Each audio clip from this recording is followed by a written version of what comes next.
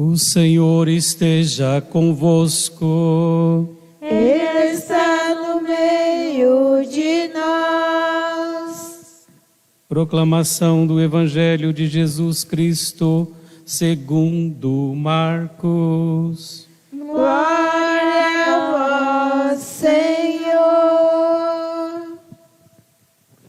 Naquele tempo, Jesus tomou consigo Pedro, Tiago e João e os levou sozinhos a um lugar à parte sobre uma alta montanha e transfigurou diante deles.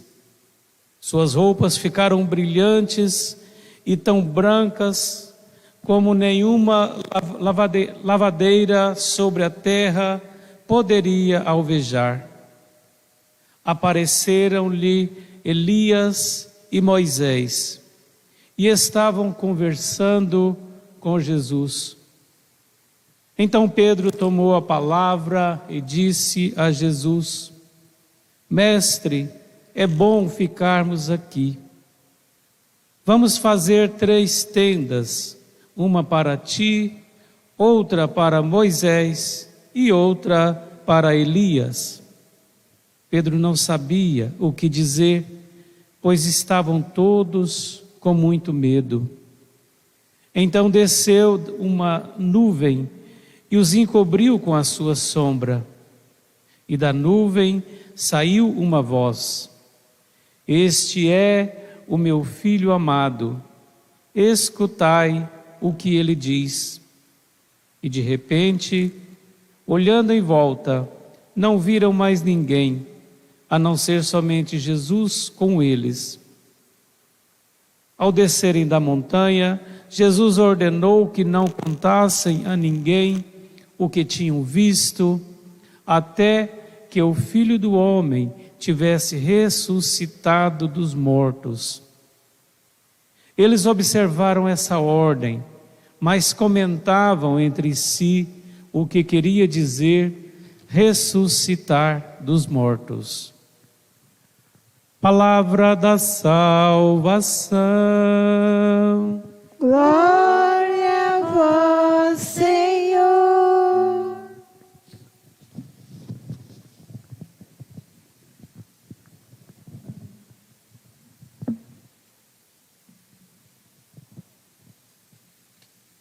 Caríssimos irmãos e irmãs, estamos no segundo domingo da quaresma, uma quaresma bem quaresma,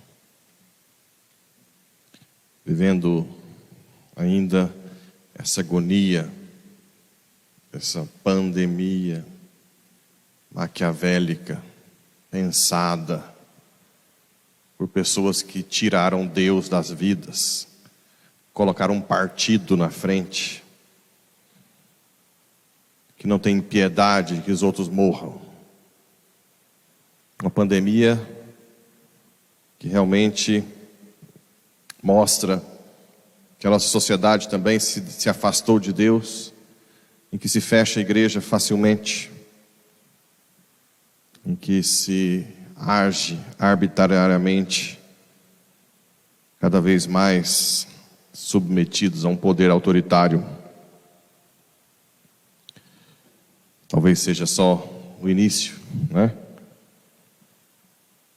Bem, mas como viver essa pandemia com os olhos de Deus, da fé? As leituras vão nos dar um pouco, algumas luzes. Esse primeiro episódio de Abraão já deu o que falar. Alguns teólogos, inclusive filósofos, criaram toda uma teoria. Tem um famoso na Dinamarca, chamado Kierkegaard, que dizia que essa passagem era uma prova de que a nossa razão ia até certo ponto. Depois, a fé obrigaria nós a negarmos a nossa inteligência. Porque dizendo ele que é impossível alguém com a razão matar o próprio filho.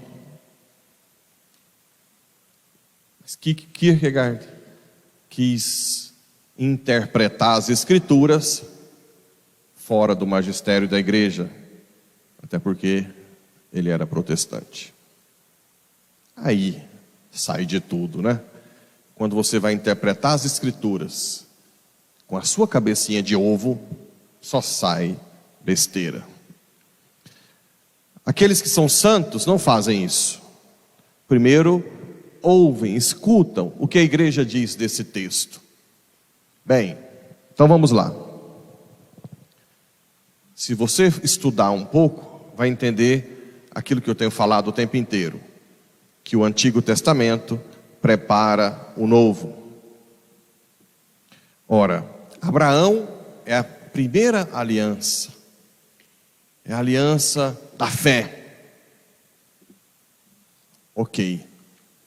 Então, Abraão, nesse texto, é prefiguração do Pai da Trindade.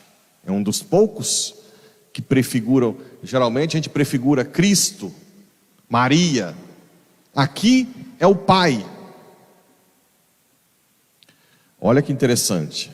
Abraão foi colocado à prova, pedindo essa como prova que ele oferecesse o próprio filho em sacrifício. Não existe, e olha que era um filho único, já que Sara também não podia ter, já era velha quando teve, né? Então, era o único filho. Sacrificar Abraão seria sacrificar o futuro, porque, lembram bem, que naquela época, o povo tinha uma ligação forte ainda com a terra, né? A ligação patriarcal com a terra. Não tão forte como depois de Moisés, que colocou como terra prometida, porque Abraão é antes, né? Mas já existia a questão da descendência. Então, sacrificar o filho era simplesmente aceitar exterminar-se, acabar o seu futuro. E Abraão pega o seu filho. Se alguém fala assim, padre, mas a lei, os 10 mandamentos fala que não pode matar. Aqui Deus está mandando matar. Bem, primeiro, repito, veja o texto como um momento de prefiguração do Pai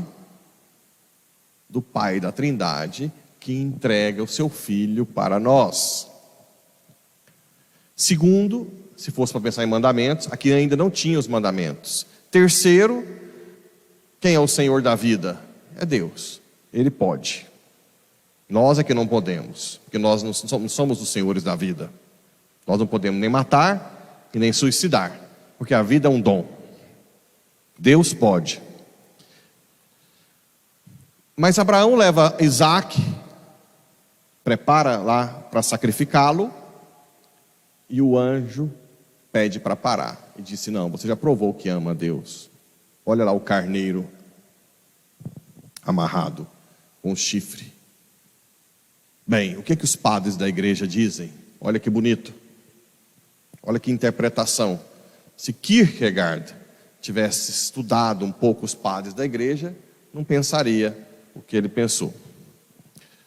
Os padres da igreja dizem que o carneiro que estava lá é prefiguração da natureza humana de Cristo, que morre. Isaac, a prefiguração do Filho eterno do Pai, que nunca morre. Abraão é o pai, que aqui não dá o filho, mas aqui Deus dá o seu filho até o último instante. Bonito, né? Então aqui é uma das histórias mais tocantes. O carneiro, prefiguração da natureza humana de Cristo. Isaac, prefiguração da natureza divina que não morre jamais. Isso é muito belo. Então Abraão, o projeto de salvação divino nasce com a fé. Não uma fé que nega a razão, como dizia Kierkegaard, mas uma fé que dá um salto, que a razão diz: vai, Pablo, pode saltar, é o teu Senhor que te chama, é aquele que criou a sua mente, a sua inteligência é participação da dele, pode saltar. A fé é um salto não irracional. Irracional é viver para si mesmo, como se fosse um deusinho, né? É você sentar numa cadeira e dali determinar decisões de vida dos outros, aleatoriamente, como um reizinho. Isso é irracional. Saltar para entregar-se completamente ao Pai, à Trindade, não é irracional, é totalmente racional. O martírio dos santos não é irracional. A inteligência não tem que ser desligada na hora da morte do mártir. A inteligência tem que ser elevada a um nível sobrenatural. Deus nos faz capazes dele. O mártir é o mais sóbrio de todos. Os que são ubriacos, os que não são sóbrios, são aqueles que poupam o esforço e a vida diante de Deus. Esses são irracionais, que sempre colocam a reserva, que sempre doa o resto, ou não doa nada para a igreja. Não estou falando só financeiro, né? Estou falando de tempo, de vida. É aquele que faz tudo primeiro, depois, se sobrar, faz para Deus. Ocupa o tempo com tudo, se sobrar, dá o tempo a Deus. Esse é irracional. Esse é irracional. Não é aquele que não se poupa diante de Deus, diante do Pai, como fez Abraão. Agora sei que temes a Deus, pois não me recusaste teu filho. Abraão, erguendo os olhos, viu um carneiro, né? E o anjo do Senhor chamou Abraão pela segunda vez: juro por mim mesmo, uma vez que agiste deste modo, e não me recusaste teu filho único, eu te abençoarei, e tornarei tão numerosa a tua descendência, como as estrelas do céu. E realmente fez, né? Nós somos descendentes de Abraão, todos nós, graças, com muito orgulho, muita honra. Teus descendentes conquistarão as cidades dos inimigos, por tua descendência serão abençoados todas as nações da terra, porque me obedeceste. Aqui está sempre essa chave: obedecer a Deus, né? Estar com Ele, não poupar o seu tempo, a sua vida, entregar a cada dia. Ultimamente, nas últimas semanas, já na quaresma, e eu tenho visto muita gente preocupado com o que faz e deixa de fazer na quaresma. Eu já tenho falado isso muito fortemente, né? O que está acontecendo? Pra vocês entenderem o fato. Vamos supor que eu estou no século XIX, XVIII, XVII, lá na Europa. Eu sou um rei, dono de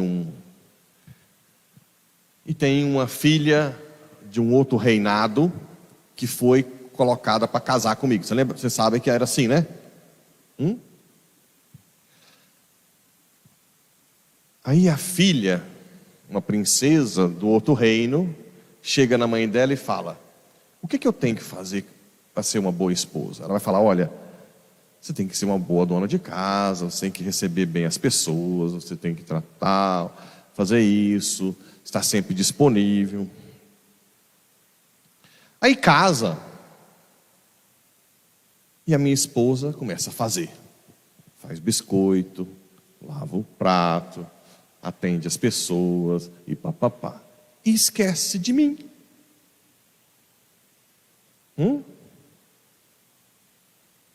Eu agora substitua por Cristo. Na quaresma é um oba-oba, faço ou não faço, tiro ou não tiro, caí, eu comecei, agora eu estou pensando nisso, agora eu não consigo voltar. Mas Jesus mesmo está lá. E eu? Você não pensa em mim? Né? Então cuidado, muito cuidado. Isso acontece muito na liturgia. Não aqui, mas nas grandes cidades. Tem muitas pessoas que são muito... porque o padre agora está de casula romana. Mas ele não está usando uma alba, porque o ideal de casula romana é que seja uma alba. O padre não fez tal ajoelhada, ele não está a 30 graus. A liturgia aponta Cristo. A pessoa preocupa tanto com detalhes que não conhece Jesus. E começa a criticar. Olha o que esse padre faz. Tem uns grupinhos assim que é muito... Esse padre fez isso, ele deixou de fazer aquilo, ele não usou casula lá em tal lugar. Olha esse padre, e critica, e critica, e critica. Isso é um grande sinal de que não conhece Jesus. Porque Jesus pede o quê? Amai vossos inimigos, rezai pelos que te... Né? Então, um conselho na quaresma. Padre, eu estou sem fé. Peça. Eu estou sem rezar. Na hora que vier na cabeça, reze. Eu não estou conseguindo rezar o terço. Na hora que vier, reza a primeira dezena. Se der, reza a segunda. Eu não estou conseguindo ter paciência. Faça gestos de controle na hora. Eu não consegui amar. Ama na hora. Faz um gesto de amor com o esposo, com a esposa. Eu não estou conseguindo tratar os outros bem. Faz um gesto de amor onde você trabalha. Faça. Para de falar. Faça. O objetivo da quaresma é amar a Deus e amar o próximo. E Santa Teresa, e olha que interessante, Santa Teresa d'Ávila, no livro das moradas, lá para as quintas moradas, diz o seguinte: que se você tiver muita dúvida de como chegar a uma intimidade com Deus, foca em amar as pessoas. Porque Deus, olha que bonito, ela diz assim: Deus, vendo que você ama as pessoas por causa dele, fará de tudo para que você suba as outras namoradas. Olha que interessante. Fará de tudo.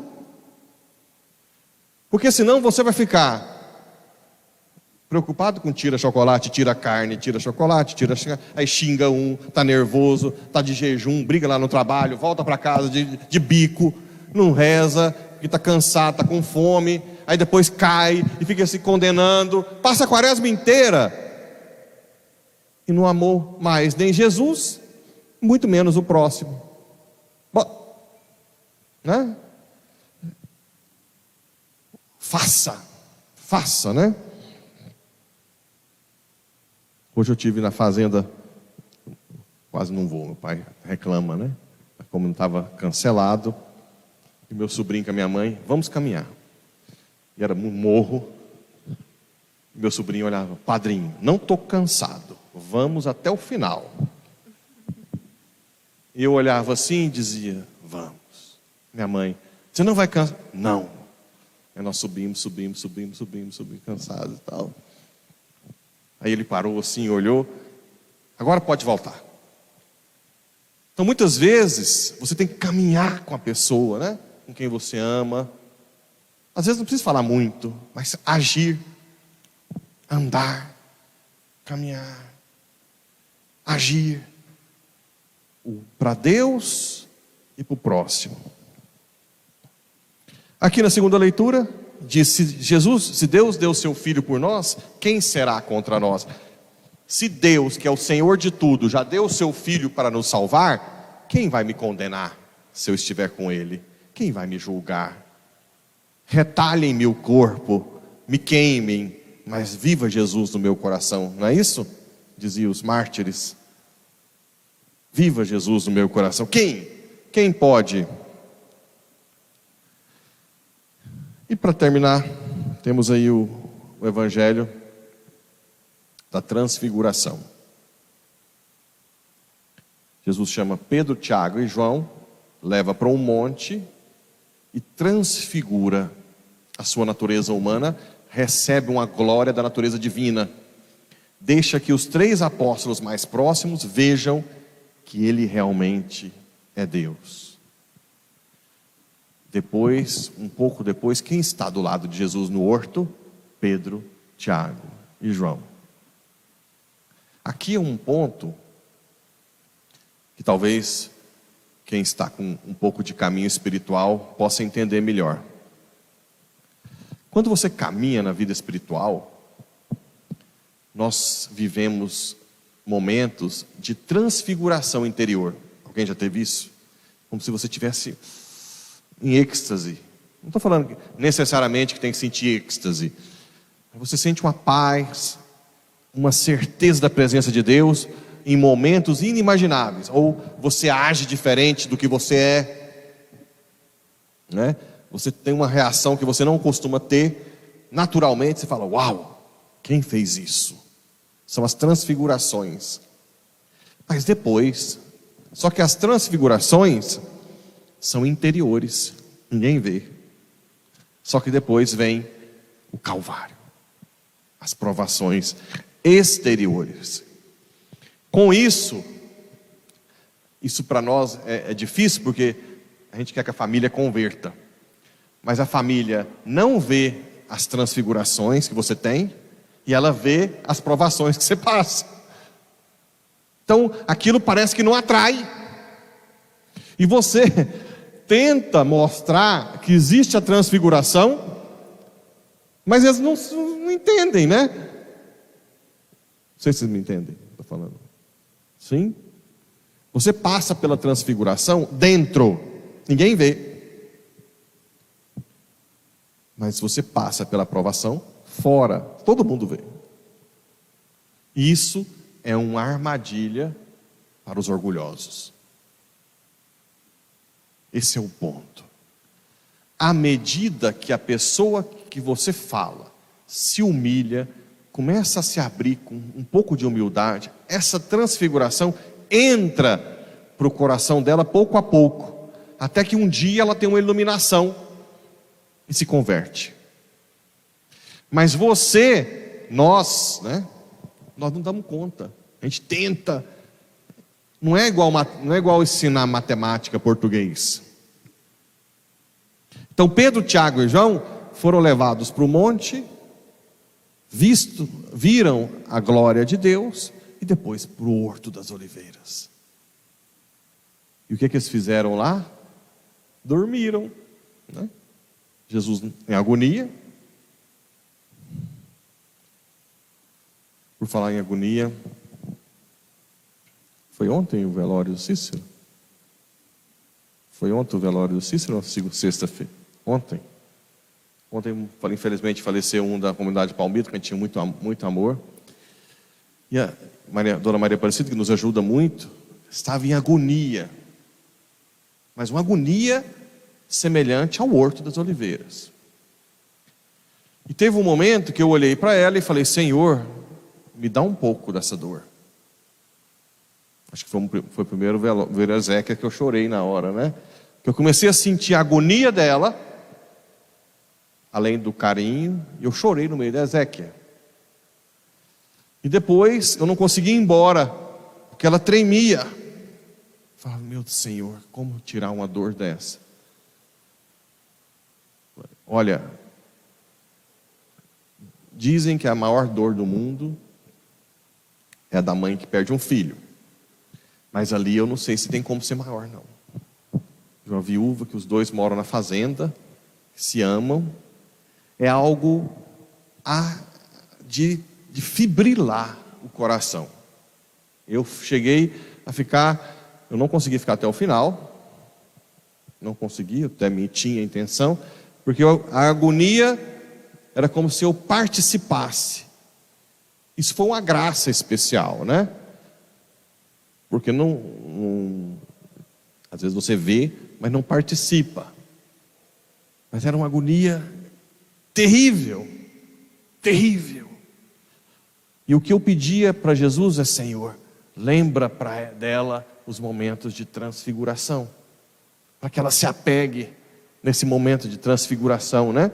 E não fique só com a agonia. Quantas e quantas vezes nós vivemos uma agonia, claro que não semelhante a essa, né? Não semelhante a essa, porque é algo que choca. Mas aproveitem os momentos de transfiguração que Deus te dá, para quando nós passarmos por agonias, e nos agarremos a essas agonias, né? A essas transfigurações. Então ali, o foco da transfiguração é dar a Pedro, Tiago e João esperança de que aquele mesmo Jesus desfigurado, cuspido, crucificado, é o mesmo que transfigurou. Porque Jesus sabia que não seria fácil de suportar. Os apóstolos, depois de tudo, ver o seu mestre desse jeito. Então, por isso que ele disse: espera, não fale agora, espere que eu passe pela paixão, né? As roupas ficaram brilhantes, e apareceram-lhe Elias e Moisés. Elias representando a lei, os profetas, desculpa, que apontavam Cristo, e Moisés a lei, que foi plena em Cristo no amor. Ali mostra, na transfiguração, que tudo apontava para Cristo, né? É a plenitude dos tempos, do Cronos e do Kairos. E aí os três queriam ficar ali. É bom ficarmos aqui. Quando nós estamos transfigurados nessa vida, a gente não quer que passe, né? Aquela alegria, mas é muito rápido, né? Infelizmente não dá para a gente fazer uma tenda na nossa transfiguração. Nós temos que andar no deserto e viver as provações e a agonia até chegar na terra prometida. Aqui também tem uma teofania. Qual é a teofania? A trindade, né? O Pai, o Filho e também a nuvem, o Espírito, né? Ok? No batismo de Jesus também revela a trindade. Aqui também desceu uma nuvem. A nuvem simbologia de quem?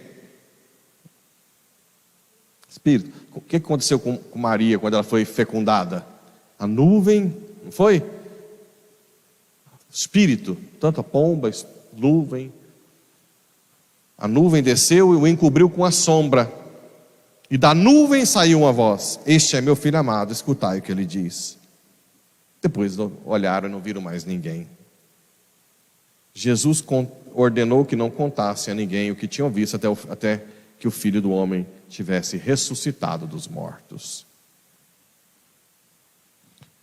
Eles observaram a ordem, mas comentavam entre si: o que quer dizer ressuscitar dos mortos? O que nós temos para hoje? Buscar uma intimidade com Deus, para ainda conseguirmos ver as transfigurações interiores da nossa alma.